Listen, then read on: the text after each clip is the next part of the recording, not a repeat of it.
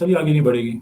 असल नस्ल तो बहुत दूर की बात है, इंसान भी पैदा होना बंद हो जाएंगे, है ना। जी आहिस्ते आहिस्ते जो बिल्कुल। थे वो बूढ़े होके खत्म हो जाएंगे, वैसे ही उम्रें शॉर्ट हो गई हैं रजा की वजह हम्म, से, वो भी खत्म।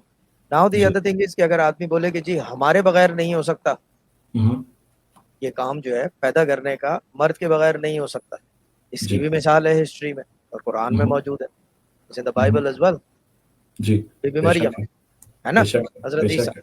तो यानी कि यहाँ पे भी फ्लॉ आ गया आदमियों के उसमें, तो भाई वो चीज ये है कि हमारे अब्बा कहते थे कि क्या कहते हैं, औरतों की हुकूमत है असल।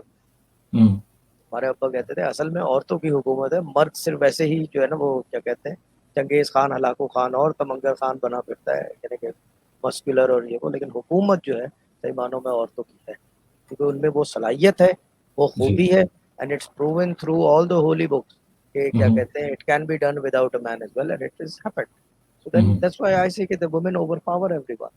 और फिर वो जब ओवर पावर करते हैं तो फिर वो मेरे अब्बा की बात दोबारा, I always quote my father because I can't find anyone better than him. The thing जी इज दैट कि वो क्या कहते हैं, वो कहते थे कि अ, ये तो नहीं कर सकते कि आधी अवाम को, आधी कौम को बंद करके बैठा दिया जाए, हम्म, जैसे आजकल का दौर है। जी पिछले दौर में अलबत्ता, अभी तो खैर बहुत आगे चली गई है, यानी कि इस बैंड से हम निकल गए, लेकिन जी उनके दौर में ये था कि औरतों को घर में बैठना चाहिए, काम नहीं करना चाहिए, ये नहीं करना, कहते हैं आधी हम्म, अवाम को बंद करके तो नहीं आप बैठा सकते, दे नीड जी देयर फ्रीडम एज वेल, जैसे कि आदमी जी की फ्रीडम।